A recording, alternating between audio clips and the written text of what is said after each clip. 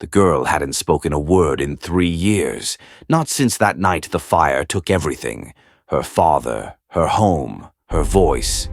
Now she stood in the rain, soaked to the bone, one hand clutching her mother's dress, the other holding a worn rag doll with no eyes left to see. The town of Willow Creek didn't have much patience for strangers, especially ones with wet boots, and no man to vouch for them. The preacher had shut the door before Clara could ask about shelter. The woman at the mercantile offered bread but not a bed. And Esther Whitlow, head of the town's moral committee, had made it clear with a pinched smile that women like Clara weren't the kind welcomed with open arms. Clara held Rosie closer, her shawl barely enough against the wind. "I reckon we'll sleep in the livery," Clara whispered, brushing wet strands from Rosie's face. "It's not much, baby girl, but it's dry." Rosie didn't respond. She never did. The livery smelled of damp hay and old sweat. Horses snorted from their stalls, unsettled by the storm outside. Clara laid out her coat as best she could on a pile of straw, curling Rosie into her arms. She stared into the darkness. Her back ached from the long ride. Her heart ached more. They had left everything behind in Texas. After Marcus died, gunned down in a dispute he didn't start, while trying to defend a woman who wasn't his wife. Rumors followed Clara like wolves. People twisted the truth until it didn't matter. A widow alone? Easy target. Too easy. So she ran. But running doesn't mean escaping. The door to the livery creaked. Clara sat up fast, shielding Rosie with her arm. A man stood in the shadows tall as a barn post, broad across the shoulders, hat brim dripping water. Thunder rolled behind him. She squinted. "Who are you?" The man didn't answer at first. He looked down at her and the child in her arms, then slowly took off his hat. Hair the color of rusted iron, soaked and clinging to his brow. "My name's Elias," he said, voice quiet but firm. "McCrae." "I ain't looking for trouble," Clara said, straightening up. "We'll be gone come morning." "I didn't come to run you off." Rosie peeked from under her mother's arm. Her eyes met Elias's, then darted away. Elias knelt slowly, setting his hat beside him. "There's space in my cabin," he said, "just up the hill. Got a stove, blankets, no judgment." Clara hesitated. She'd seen men like him before. Tall, silent, always watching. But something about his eyes wasn't hard. It was heavy. "We don't need charity," she said softly. "Wasn't offering charity. Just warmth." Behind her, Rosie's teeth chattered. Clara bit her lip, then nodded. "All right." The cabin was small and plain log walls, stone hearth, a table with one chair and a bed barely big enough for one. Elias fed the stove until it glowed red and handed Clara a worn quilt. She unfolded it slowly. It was patchwork old shirts, flannel, faded flower prints sewn together with big, clumsy stitches. The kind of quilt made by someone who never learned to sew but did it anyway. Maybe for a sister, maybe for a memory. Rosie touched the corner of the quilt. She ran her fingers across the threads, then pulled it around her shoulders without a word. "She don't speak?" Elias asked gently, his voice low near the fire. Clara shook her head. Not since her father died. She was 5, Elias didn't push. He just nodded and poked the fire. Later that night, Clara lay on a straw mat near the hearth, Rosie curled tight beside her. She watched Elias from under the quilt's edge. He sat at the table, carving something with a pocket knife. There was a gentleness to the way he worked. Careful, focused, like everything he touched might break if he wasn't quiet enough. She didn't know what kind of man he was, not really. But tonight, he'd saved them. And somehow that mattered more than words. Sunday morning broke with golden light. The storm had passed, but the streets were still slick with mud. Church bells rang through Willow Creek as the townsfolk gathered. Clara stood outside the white steepled building, holding Rosie's hand. Her dress had been scrubbed the night before, her boots polished as best she could. Elias stood beside them in his cleanest shirt, vest stretched across his broad chest, brown hat in hand. People whispered as they approached. Esther Whitlow's lips tightened like someone had served her vinegar. The preacher looked hesitant but didn't stop them from entering. Inside, Clara sat stiff in the last pew. Rosie sat between her and Elias. The girl's fingers fidgeted in her lap, her shoulders tense. When the sermon ended, people filed out, their eyes lingering longer than they should. Clara kept her chin high. Outside, Esther was waiting. "You brought them into your home?" she asked Elias, sharp and loud enough for others to hear. Elias didn't answer.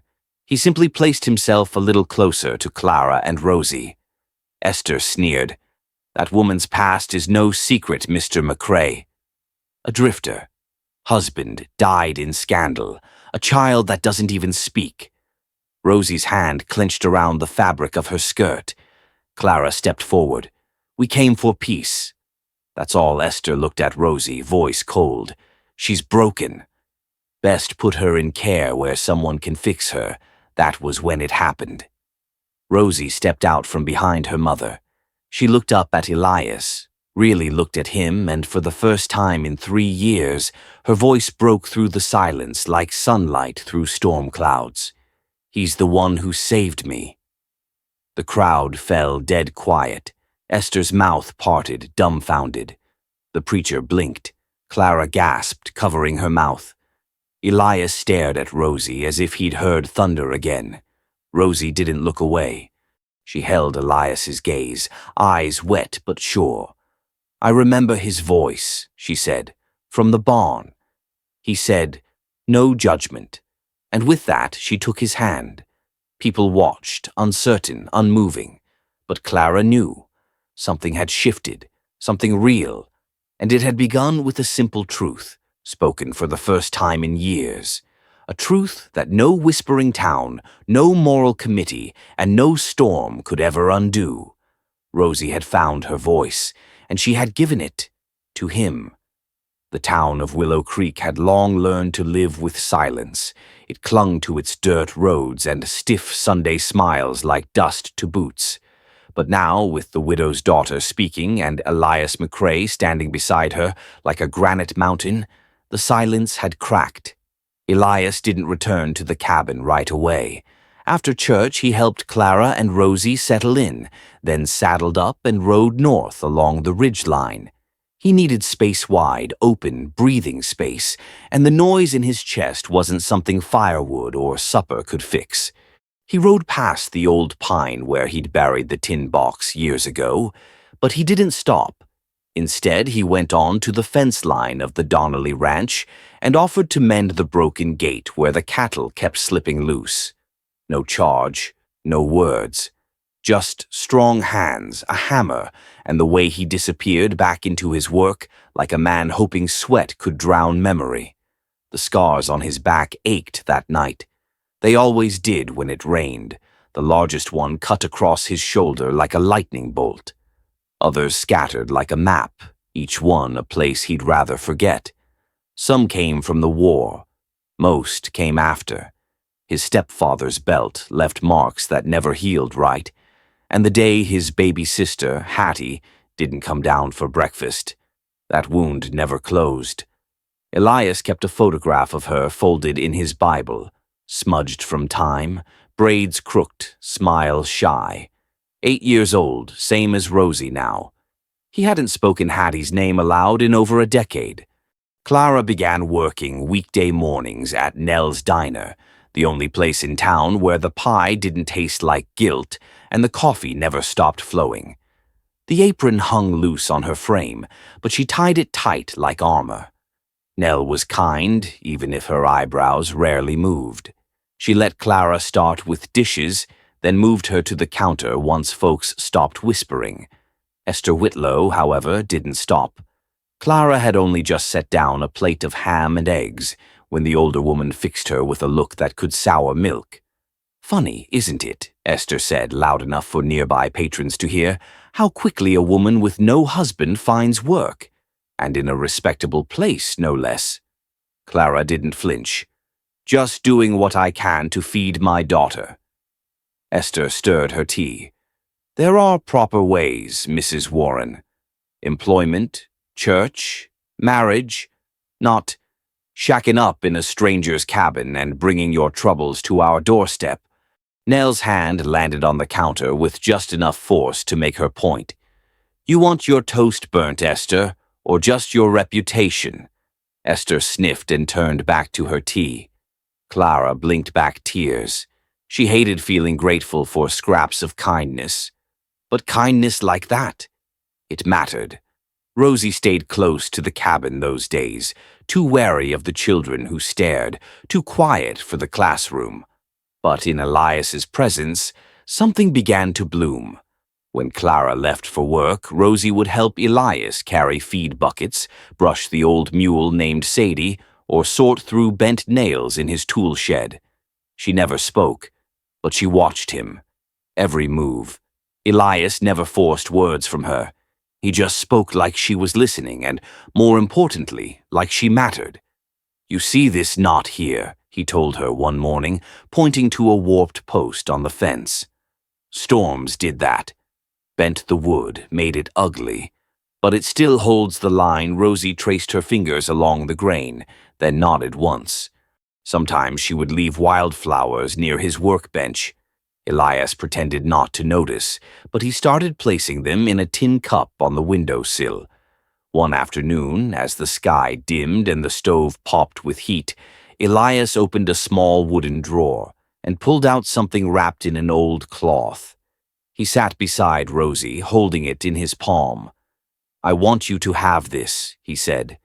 It was a pocket watch silver, scratched, heavy in the hand. The glass was cracked and the second hand was broken clean off. But it still ticked, slow, stubborn. This kept me sane, Elias said, carried it through every mud trench, across every battlefield. Gave me something to hold when the sky went black. Rosie reached for it, hesitant. He placed it in her palm. Her fingers curled around it like it was alive. She didn't say a word, but she pressed it to her chest. Then she smiled. It was crooked and fleeting.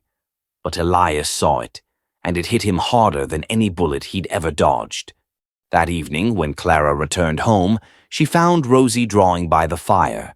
The girl didn't look up, just kept coloring with the charcoal Elias had given her, scratching softly on scraps of brown paper torn from feed sacks. Clara knelt beside her. What's that, baby? Rosie held it up. A man with broad shoulders and a cowboy hat stood beside a tall tree. A little girl stood under the branches, holding a watch in her hand. Next to them was another figure, dark hair, long dress watching from the cabin door. But it wasn't just a picture, it was a family.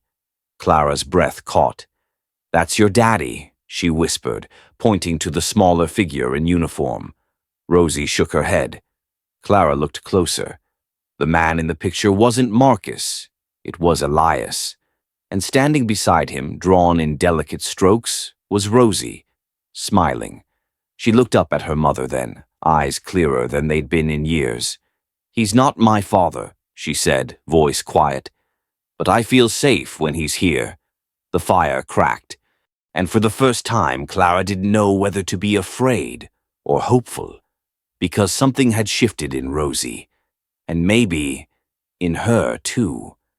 There were things Clara never meant to say out loud again. But the wind on the ridge that day pulled at her like it knew what she held back. It whispered through the dry grass, carried the scent of wood smoke and pine sap, and rustled the cotton of her faded blue dress until she felt naked in memory. Elias walked ahead with Rosie balanced on his shoulders, her hands gripping his hat like reins. The girl giggled, which still startled Clara sometimes. How laughter had returned like a long-lost animal, quiet and cautious but real. Elias had said nothing when he stopped plowing that morning. Just looked at the clouds, then asked Clara if they wanted to ride up to the bluff. She'd nodded before she even thought to ask why. Now she understood. The view was wide, lonely, healing. Below them, a small cross stood beside a creek that wound through the valley like a silver ribbon. The dirt around the grave was packed by time, but someone had kept it clean. Wildflowers sat fresh at its base. Elias lowered Rosie gently to the ground. He didn't speak for a long while. She was 8, he finally said, voice rougher than usual. Just like Rosie. Clara looked at the cross. No name carved, just a single white stone with a faint etching. "What happened?" she asked softly. He didn't look at her. "My stepfather drank. Mean when he was drunk, meaner when he wasn't. I was 15. I tried to keep her safe, but I had to leave for work. 2 days. Just 2 days. When I came back," he swallowed hard. The words didn't finish. They didn't have to. Clara stepped closer, not touching him, but near enough he could feel the warmth of her presence. "I'm sorry," she said, meaning every syllable. Elias nodded, still not meeting her eyes. "That's why I don't talk much," he said. "Words don't fix things. But fences hold, wood burns, food cooks. I stick to what works." He turned to Rosie, who was kneeling at the grave, laying down a small bundle of daisies she'd gathered along the trail. "She deserves to be remembered," Rosie whispered. Elias blinked. "She is." Every day they rode home as the sun began to lower itself behind the hills. Shadows stretched across the pasture, and the soft clop of the mule's hooves filled the quiet like a lullaby. At the cabin, Elias reached for his axe, but Clara touched his arm. "Can we talk?" she asked. He paused, then nodded once. They sat on the split log bench out front, the cabin behind them glowing gold from the stove's firelight. Rosie swung gently in the rope swing Elias had tied up the week before, her bare feet brushing the dry grass in rhythm. "I never told you how Marcus died," Clara began. Elias waited. "We were at a mining camp in New Mexico. Not a real town. Just canvas tents and too many men with nothing to lose. Marcus had taken work hauling equipment. I cooked for the men, cleaned clothes. Rosie was 5. She paused. The memory was sharp, as if no time had passed. There was a foreman named Harlan Pike. He got drunk one night and came into our tent. I told him to leave. He laughed. Marcus came back early, saw what was happening. They fought. She looked down at her hands. Pike had a knife, said it was self-defense. Nobody asked me what I saw. Elias's jaw tightened. They told us to leave the next morning. No wagon, no pay. Just get out. I buried Marcus behind the ridge.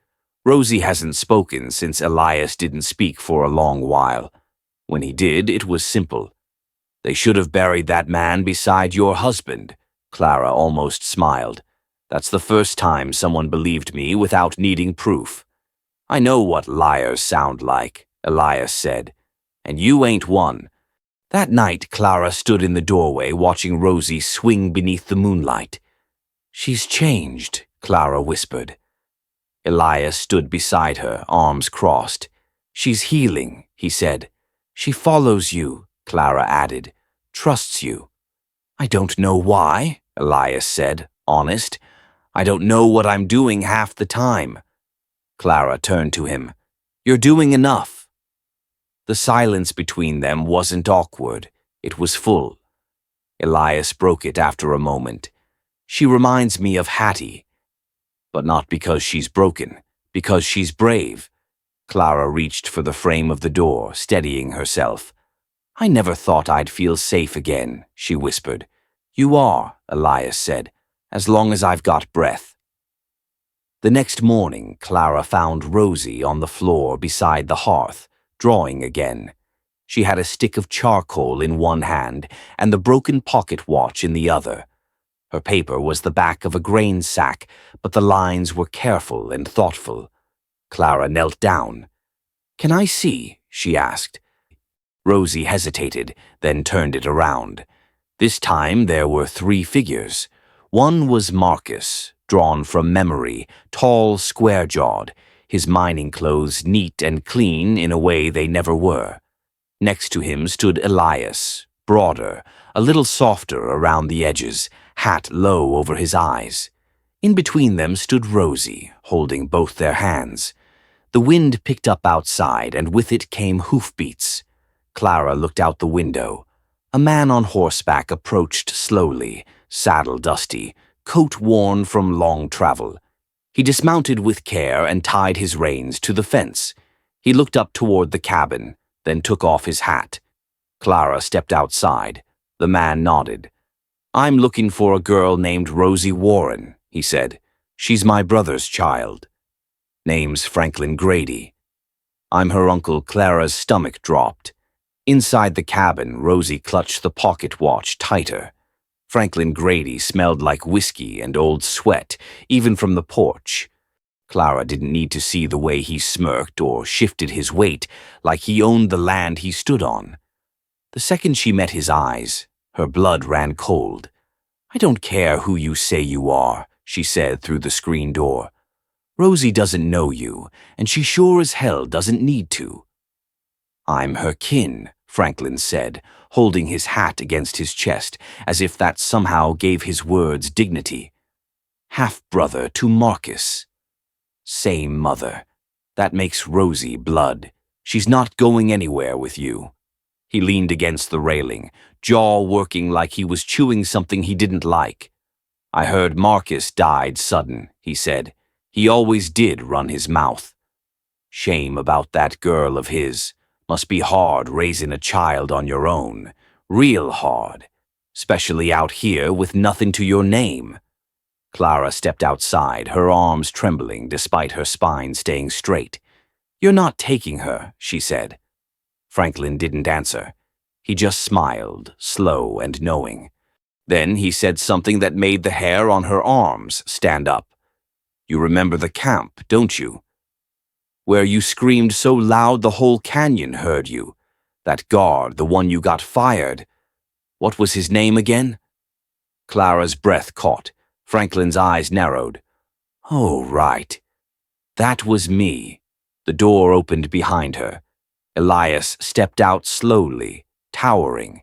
He didn't say a word, just looked at Franklin long enough for the man to take a step back without realizing he was doing it. "She told you to leave," Elias said flatly. Franklin didn't argue. He just tipped his hat. "Ain't finished, cowboy. I got papers, got law on my side. See you soon." He mounted up and rode off like he had somewhere better to be, though everyone knew men like that had nowhere to go but trouble. By noon the next day, word had spread through Willow Creek like wildfire through cheatgrass. Esther Whitlow wasted no time.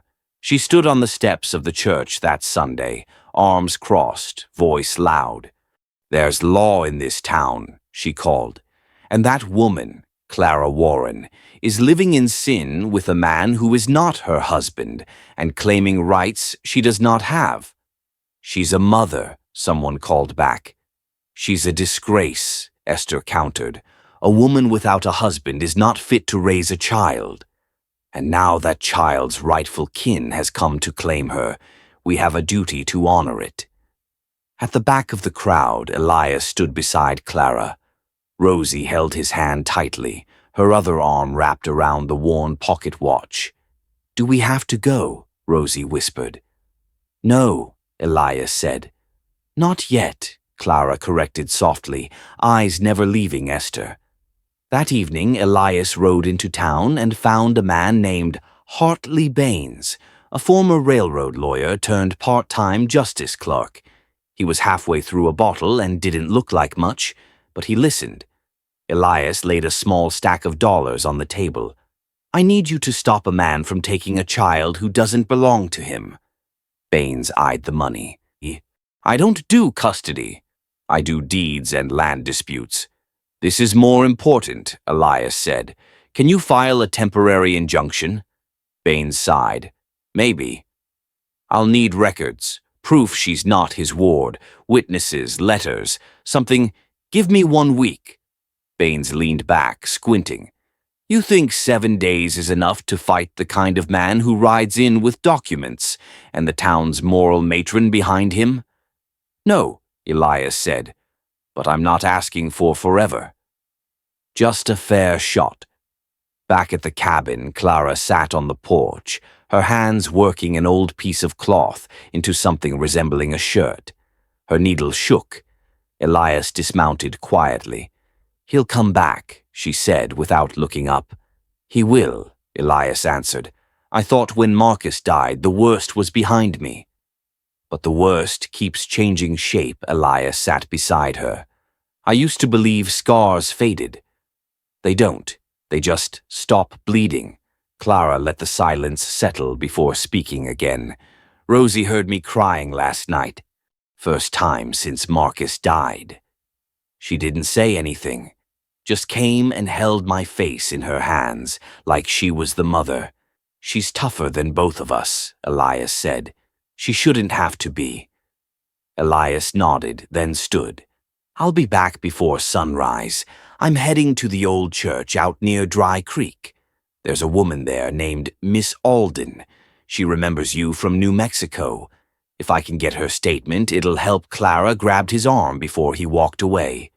Why are you doing this? She asked. He looked at her like she should already know. Because no one did it for my sister.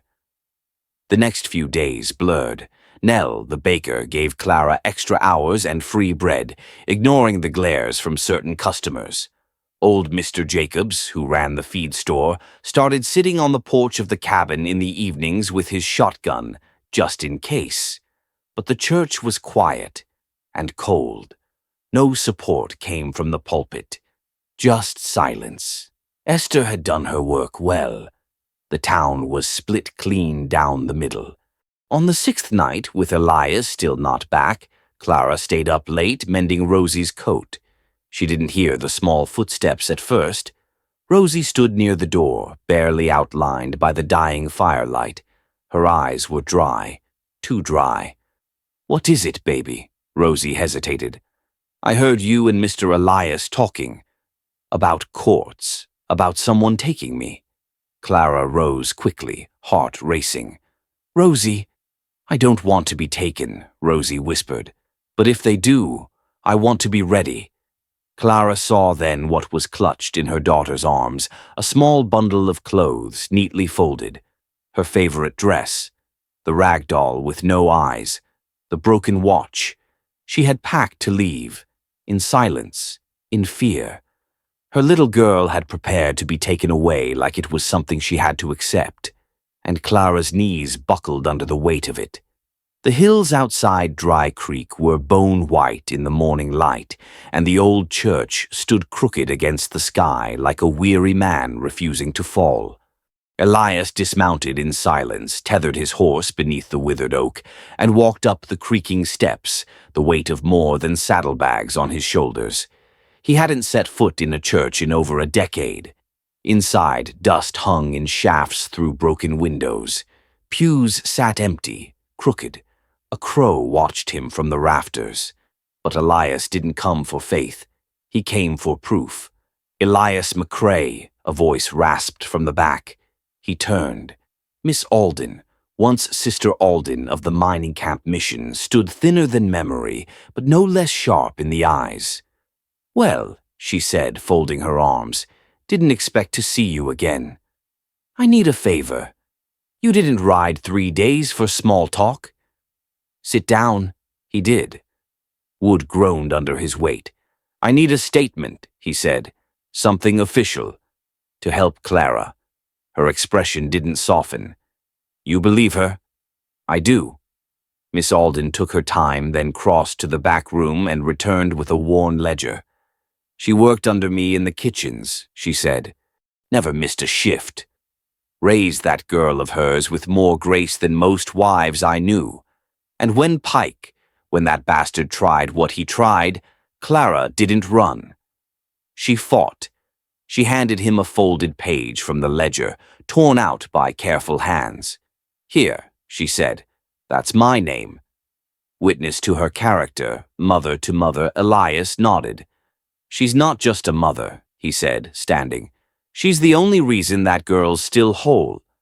Miss Alden raised an eyebrow. And what are you to them, Elias? He hesitated, trying to be enough. That same afternoon, he stopped by the county records office on the edge of Prescott. It took hours. Elias wasn't good with forms, worse with waiting. But when the clerk handed over the yellowed sheet, folded neat in a wax envelope, his hands stilled. Rosie's original birth certificate. Mother, Clara Warren. Father, Marcus Warren. No mention of Franklin Grady. No guardianship filed. No adoption pending. No bloodline claimed. The clerk eyed him. You look like you just found gold, she said. No, Elias replied quietly. Just found what matters more. Back at the cabin, the air smelled of supper and rain. Clara stirred stew on the stove while Rosie braided scraps of yarn for her doll. Thunder grumbled in the distance, low and steady. You're back, Clara said when Elias walked in. He laid the documents on the table without a word. She dried her hands and picked them up. Her breath hitched as she read Miss Alden's letter. She pressed her hand over her mouth. When she opened the envelope and saw the birth certificate, tears spilled freely. It's real, she whispered. He's not her uncle. He's not anything, Elias nodded. I'll ride into town tomorrow. File everything with Hartley Baines. We'll stop this before it starts. Clara set the papers down with care. You didn't have to do all this. I did, he said. Someone had to. She stared at him for a long moment, like trying to read past the walls he kept around himself. And then she saw the letter. It had fallen from his satchel just under the table leg. The envelope was creased, the seal unbroken. No address, no stamp. She picked it up. What's this? Elias looked down, silent. Clara opened it. Her hands trembled as she read. It was addressed to Judge Pembroke in Tucson, a request for guardianship, petition for legal adoption. Rosie Warren. The date scrawled on the top corner was from months ago, before Rosie spoke, before the town turned, before anything had started. You were going to adopt her? Clara's voice cracked. I thought about it, Elias said. Wrote the letter. Never sent it. Why? Because I wasn't sure I had the right, or the place, or the heart left to do it right. Clara stepped closer. You were going to take in a silent child who wasn't yours, because no one else would. I was going to try. She stared up at him. The storm outside deepened, but she didn't flinch. You never told me. You had enough weight, he said. Didn't need mine. He turned to walk away, but she caught his arm. He froze, and in that second, the distance between them, months of silence, of shared space, of stolen glances, collapsed. She wrapped her arms around him, slowly, as if testing whether he'd break. He didn't. He closed his eyes and held her back, gently, like something he wasn't sure he deserved to keep. Neither said a word. They just breathed, shared, remained. Rosie peeked from behind the curtain, her rag doll clutched to her chest. She didn't speak. She didn't need to. Later that night, long after Rosie had gone to sleep, Clara sat by the old cedar trunk at the foot of the bed. The fire crackled low. She hadn't opened this box in years. Not since Texas. Her fingers dug past letters, a locket, a yellow ribbon faded with time. Then she found it. The silver wedding ring, charred around one edge from the fire that took Marcus. Bent but whole. She held it in her palm, watched the firelight flicker on its scarred curve. And she whispered, not to Marcus, but to the air around her, I'm ready to let go now. Outside, the rain stopped, and for the first time in a long while, the silence that followed wasn't heavy. It was waiting. The church bell tolled once, twice, 3 times, slower than a funeral, heavier than a warning. Willow Creek hadn't held a town meeting in nearly 3 years, not since the mill collapsed on the east side of the ridge and 2 brothers were found buried under timber. But today the pews filled early. Not for the grieving, for the judging. Clara sat alone at the front, her hands folded in her lap, a too-thin shawl draped around her shoulders. Rosie sat beside her, clutching the rag doll, the broken watch tied to its chest like a badge. Behind them, voices murmured low at first, then louder, like dry leaves catching fire. Elias wasn't in the room. Clara had told him not to come, but now, staring down the long center aisle, she wished she had begged. At the pulpit, Esther Whitlow stood tall in her prim black dress, white gloves clutched like a rosary in one hand. She didn't smile. She didn't need to. "This is not about personal grudges," Esther said, voice ringing clear.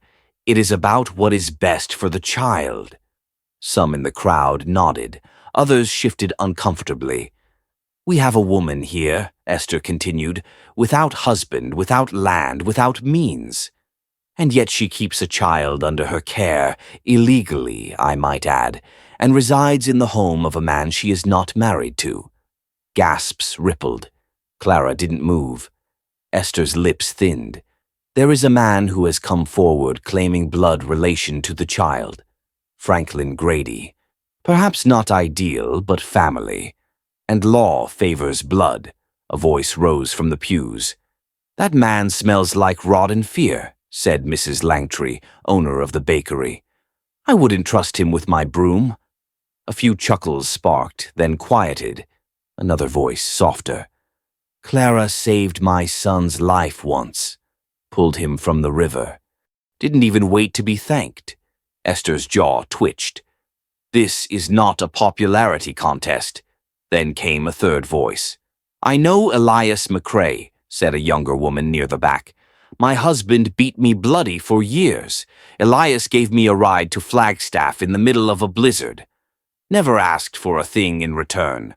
A murmur of agreement spread. Someone else added, "He's fixed half the fences in this valley and never took a coin." Esther raised her hand. "This is not about Mr. McCrae." No one answered. At the front, Clara stood slowly. Her voice shook, but it carried. "This is my child. I've fed her with my hands, clothed her with scraps, held her through every nightmare. And yes, we've lived under another man's roof. But not once, not once, has he ever asked for anything but honesty and kindness." Someone opened the church doors. Elias stepped through, hat in his hands.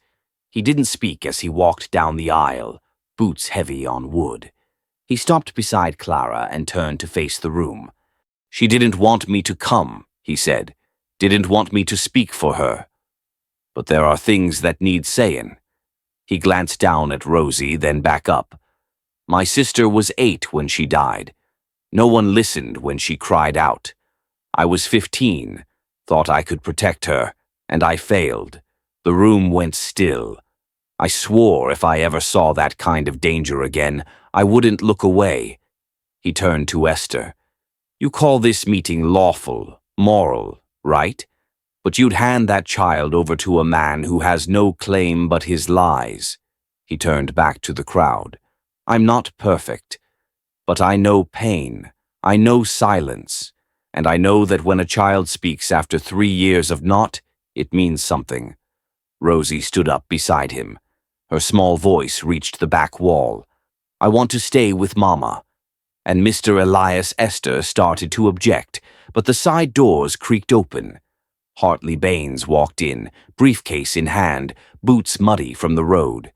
"I filed the injunction," he said, breathless, "with affidavits, witness statements, and—" he waved a paper. "Rosie Warren's original birth certificate. No mention of Franklin Grady. No guardianship assigned. He's nothing but wind." Esther's face darkened. A chair scraped near the altar. Judge Alton Finch, old and sharp as a fence nail, stood. "I've reviewed the documents," he said, "and I've listened." He paused, gaze moving from Rosie to Clara to Elias. In the eyes of the court, Miss Clara Warren has no legal claim to guardianship. Not yet.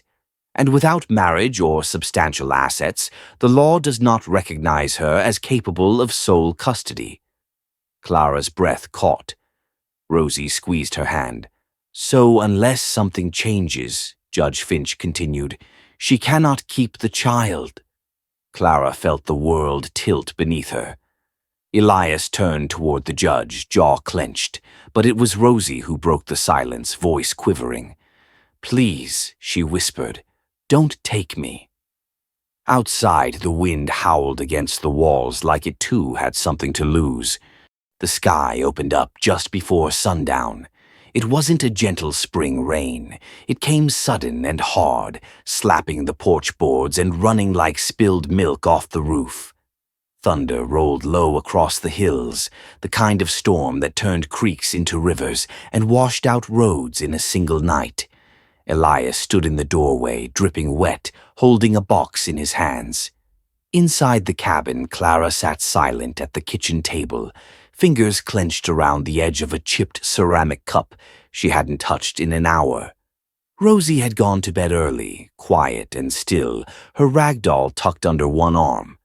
Elias stepped inside and placed the box gently on the table between them. What's this? Clara asked, though her voice barely carried. He didn't answer right away, just pulled back the lid. Inside was the old silver ring, the birth certificate, the letter from Miss Alden, the judge's note, even Rosie's drawing of the three of them under the swing tree. All the pieces, laid bare. I'm asking you to marry me, he said. Clara looked up, startled.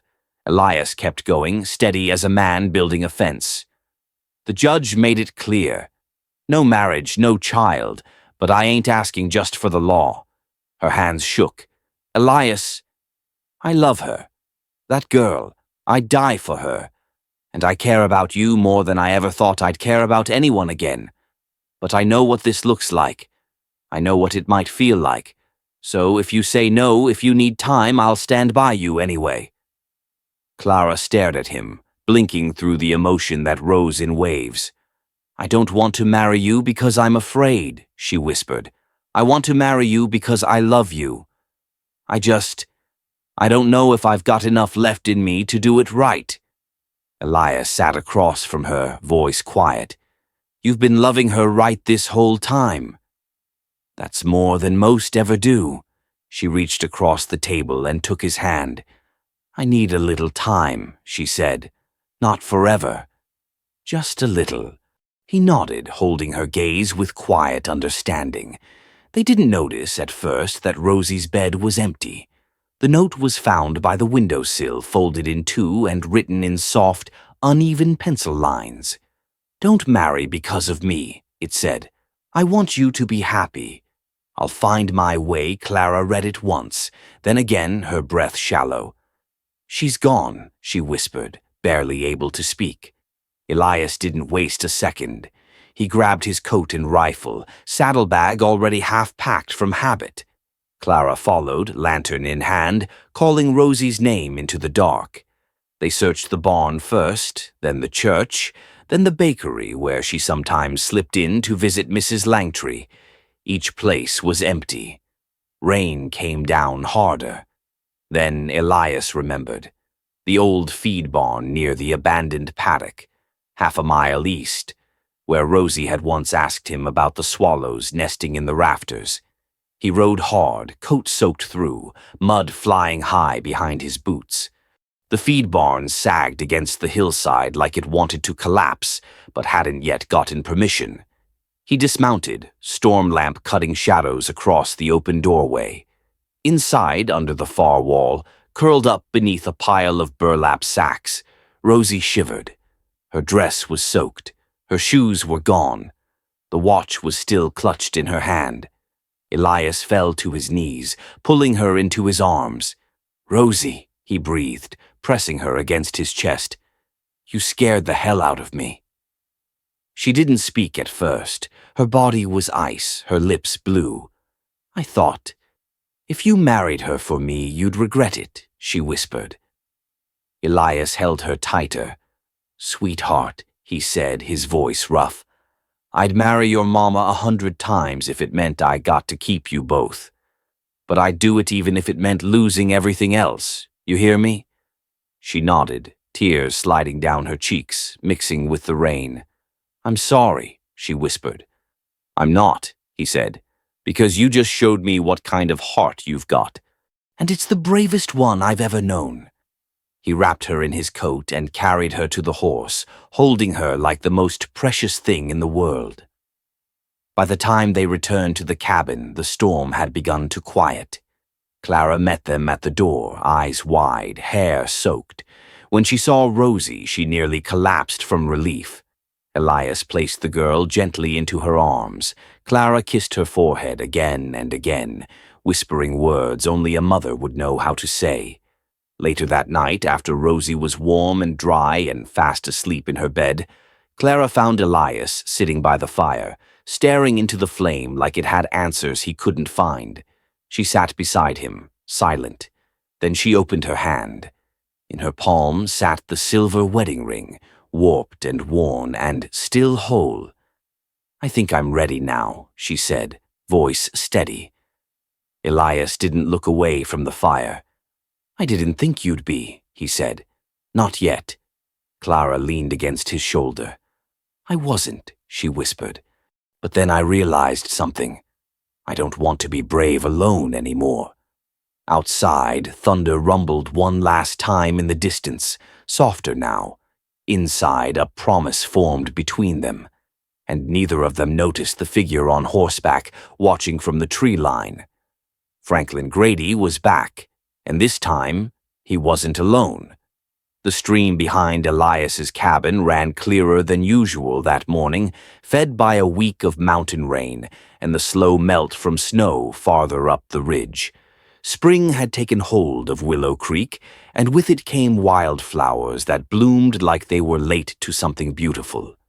A row of simple pine benches had been hauled down from the church and arranged in a half-circle near the bend in the water. No stained glass, no choir, no lace, just neighbors in their Sunday best, boots wiped clean, bonnets tilted forward, waiting under the rising sun. Clara stood behind the cabin, heart racing, breath shallow. Her dress was pale blue, soft as a robin's egg. The hem brushed against her ankles, and her hair had been gathered loosely behind her head, tucked with sprigs of wild chamomile and Queen Anne's lace that Rosie had picked herself. "You look like morning," Nell had said, pinning the last flower into place. Rosie tugged gently on her hand. She wore a cream dress with a faded yellow sash, her rag doll clutched tightly in her arm, a small crown of dandelions in her hair. "You ready, Mama?" she asked. Clara smiled, not the practiced smile she'd used in towns that wanted her gone. This one was real. "I think I am." They walked slowly across the field, each step soft over dew-soaked grass. As they crested the little hill and came into view of the guests, Clara saw Elias standing by the water, his hat pressed to his chest. He wore a clean white shirt, sleeves rolled just above his wrists, and a dark brown vest Clara had never seen before. His trousers had been pressed, and though his boots were still muddy at the soles, he looked every bit the man she'd dreamed of, but never dared to ask for. The preacher stood beside him, an old man with a voice like river gravel and hands too big for his Bible. Elias looked up, and when his eyes met Clara's, the air shifted. Everything slowed.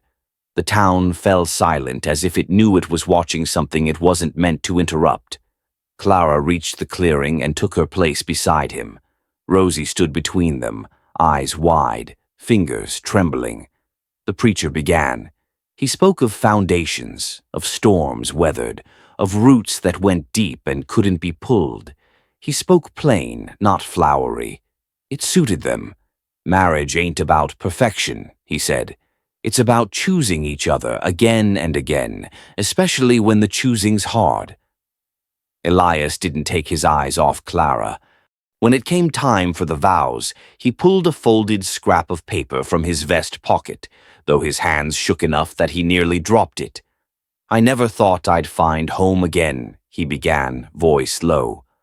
"Not after what I lost. But you, and Rosie, you made a place where I can be more than just what happened to me." He looked at Rosie then, and his voice faltered. "I've never been a father. I don't know the rules. But I promise to show up. Every day. Whether you need me or not." Clara's chest ached with the weight of it. When the preacher nodded to her, she didn't read from paper. She just took Elias's hand. "I don't need perfect," she said. "I don't need safety. I've lived in the storm. What I need is you. The way you listen. The way you see Rosie like she's whole. You gave us a home before you gave us a ring." Tears welled in Elias's eyes. He didn't wipe them. The preacher looked down at Rosie. "And what about you, young miss? You got anything you want to say?" Rosie hesitated. Then she stepped forward. She reached up and took Elias's hand, her small fingers folding into his rough palm. "I love you, Papa." A hush swept the crowd. Even the birds stopped. Elias didn't speak. Couldn't. He knelt, pulled her into his arms, and held her like the answer to every prayer he never knew how to pray. When he looked up at Clara, he mouthed the words, even if no sound came. "Thank you." The preacher cleared his throat. "Well, I reckon there's no better time than now. By the power vested in me by the territory of Arizona and the good Lord above, I pronounce you husband and wife." The cheers came late but strong. Mrs. Langtry sobbed openly. Mr. Jacobs tipped his hat and muttered something about dust. Elias didn't kiss Clara right away. He looked at her like he needed a moment to believe she was real. Then he leaned in, slow and reverent, and kissed her like a man who knew what it meant to lose everything and what it meant to be given a second chance. That night the cabin was quiet. The windows steamed gently from the fire inside. Clara and Elias lay on the bed, Rosie curled between them, her head resting on her mother's shoulder, one hand still wrapped around Elias's shirt. The old quilt patched and frayed, its edges worn smooth from time covered them all. Rain tapped lightly on the roof, but inside it was warm. Safe. Clara listened to the sound of Rosie's breathing, steady and deep. She looked over at Elias, his eyes already closed, one hand resting gently over Rosie's back. She whispered into the dark, "We're not running anymore." Outside, beyond the window, a branch cracked in the woods. A shadow shifted at the edge of the trees. And somewhere, not far off, a match was struck. The smell of smoke was faint at first. Elias sat on the front steps of the cabin, sharpening his old blade on a whetstone, the scrape steady, calming. The wedding had been only 2 days ago, and yet it felt like the world had tilted. He still hadn't quite wrapped his head around the word husband, but the way Clara looked at him now, like she trusted him with more than her life, that was something he'd hold on to until the day he died. Inside, Clara hummed while she folded clothes. Rosie sat cross-legged on the floor, trying to teach the rag doll to sit up on its own. The sky was pale gold, the kind of light that made everything look softer than it was. But Elias felt something in his gut, that old tightening, like before a gunfight or a bad storm. The smell of smoke grew stronger. Then came the sound of hooves, 4 of them. No wagon. Too fast. Elias stood. Franklin Grady rode out of the trees like he'd never left, dust on his coat, eyes wild, jaw set tight. But this time he wasn't alone.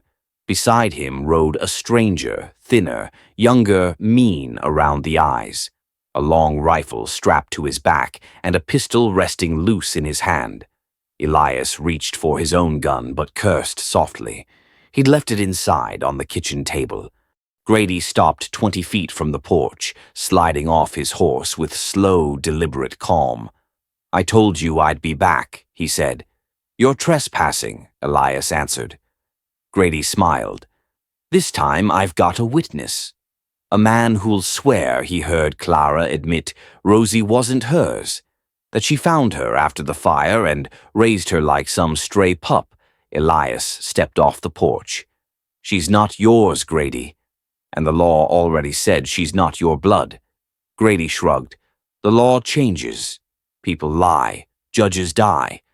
But kin don't disappear. The hired gun dismounted too, eyes locked on Elias. Step aside, Grady said. You got your wedding. Now I get the girl. Elias didn't move. Inside, Clara pulled Rosie close and glanced at the kitchen table, at the gun Marcus had left behind, locked in a drawer for years, wrapped in cloth like it might still burn her. She had never fired it. She barely remembered how, but she loaded it with shaking hands. Outside, Grady nodded to the hired man. Elias barely had time to duck before the rifle cracked. A splinter of porch wood exploded behind him. He rolled and rushed the man, tackling him hard to the ground. The rifle flew, but the other man was fast, younger. He got a fist to Elias's face, then another to the ribs. Elias tried to stand, but the next blow sent him to his knees, blood in his mouth. Something cracked in his shoulder. Grady moved toward the house. That's when Clara stepped onto the porch. The gun was too big for her hands. Her arms trembled, but she cocked it back and pointed it square at Grady's chest. Touch her, she said, and I swear I'll make you wish the fire took you too. Grady froze. From behind the trees came the sound of more hooves. Mrs. Langtry arrived first, shotgun across her lap, and her apron still stained with flour. Behind her came old Mr. Jacobs, 2 ranch hands from the Donnelly spread, and Hartley Bain's coat unbuttoned, breath short, revolver drawn. In minutes, a dozen neighbors stood between the cabin and the men. Put your damn hands up, Grady, Baines barked. The hired gun cursed and raised his arms, stepping back from Elias. Grady looked around. No sympathy in any face. No escape. I was trying to do what's right, he growled. No, Clara said. You were trying to take what didn't belong to you. Like you always have, Rosie peeked from the doorway, her eyes wide, clinging to her mother's skirt. Grady saw her. You think she'll love you for this? He spat. You think she won't grow up and wonder who she really belongs to? I know who she belongs to, Elias rasped, standing despite the blood on his shirt, eyes burning. She belongs to us. The deputy from Prescott arrived an hour later. Grady was cuffed and dragged into town under full watch. But the real surprise came the next morning. Baines, flipping through a stack of papers Grady had dropped, found a ledger handwritten, dated and dirty. It wasn't just notes about Rosie. It was records of conversations, names, favors owed, and there, right between 2 folded bills, sat a signed statement from Esther Whitlow, declaring her support for Grady in exchange for his influence on future decisions in the county women's board. Bribery, conspiracy, tampering, enough to bring her down. By sunset, Esther's house was shuttered, and her chair in church stood empty. The town, once divided, now stood whole, and for the first time in Clara's life, justice had arrived at her door, not with a badge or a bullet, but with truth, and a town that had finally chosen to stand up. That night, after Elias's shoulder was bandaged and Rosie had fallen asleep, curled between them, Clara tucked the quilt around all 3. For a while, no one spoke. Then Rosie stirred and mumbled sleepily. Do we get to stay now? Clara brushed a hand over her hair. We stay as long as we want, baby. Outside, the wind passed soft through the pines. But not far off, someone else stirred in the shadows watching, waiting, because not every ghost goes quietly. The first thing Elias did when the pain in his shoulder lessened was build. It wasn't much at first, just sanding the porch rails he'd never gotten around to finishing, patching a crack in the back wall of the cabin that let in too much wind. But with every board he nailed down, every hinge he fixed, something inside him mended too. He didn't say so.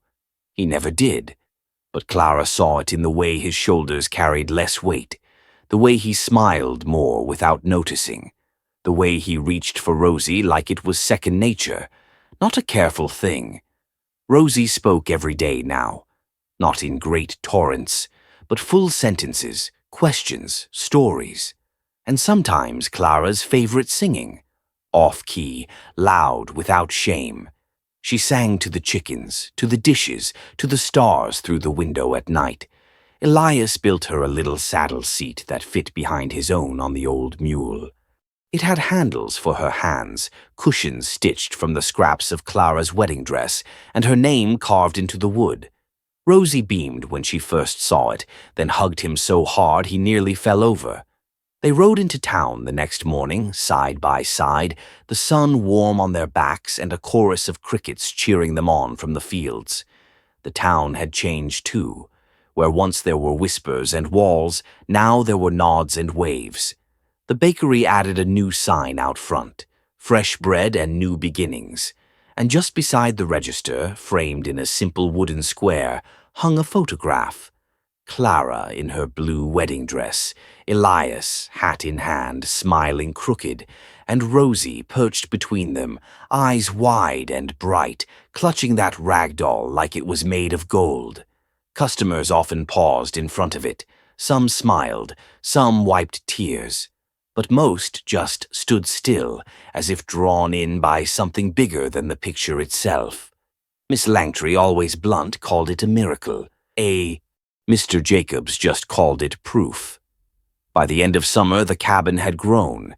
Elias added a second room with bunk beds made from old barnwood, a place for children passing through, or left behind, or simply needing a place to rest.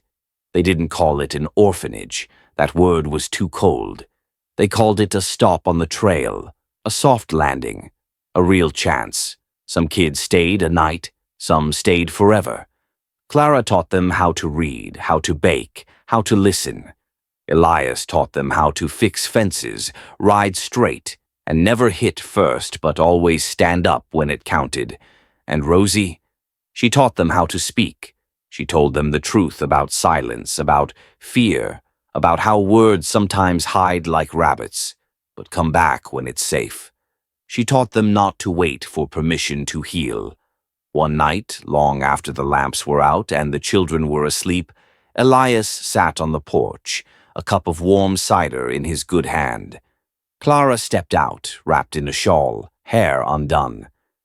"They asleep?" he asked. "Like rocks," she said. He reached out, pulled her into his side. "Never figured I'd be a husband," he murmured. "Never figured I'd say yes," she replied. "But here we are." She smiled. "Here we are." Rosie appeared at the doorway, barefoot, sleepy-eyed. "You all right, baby?" Clara asked. Rosie nodded. "Just heard coyotes. Wanted to check if the horses were scared." "You're more cowboy than I ever was," Elias said, chuckling. Rosie climbed into his lap and rested her head against his chest. "I never thought I'd talk again," she said softly. He kissed the top of her head. "You didn't have to," he said. "Not until you were ready." She looked up, serious now. "But I wanted to." "Because you were worth hearing, and in that quiet moment, with the stars above and the land still, Elias felt something he never knew he needed. Peace. Not the kind that came after war, but the kind you build, slowly, every day, with hammer and hand and heart. Later that fall, a man from Tucson rode into town with a camera. He asked to take pictures of the land, the river, the old mining trails.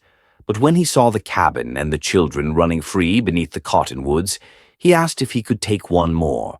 They all stood together under the swing tree, Clara in her apron, hair windblown, Elias, arms crossed, shirt sleeves rolled, Rosie on his shoulders, and a line of kids beside them, all shapes, all stories, all safe. The camera clicked, and just before it did, Rosie whispered something only they heard. She never spoke, until she chose to. And now she never stopped the end. For now. But in Willow Creek, stories never truly end. They settle like dust in the rafters, wait in the bend of a river, whisper through the cottonwood leaves. And if you come back, maybe you'll hear the next one. A new trail, a new cowboy, a new family built from the broken pieces the world tried to throw away. Subscribe to Western Legacy and stay with us, partner. The West has plenty more stories to tell.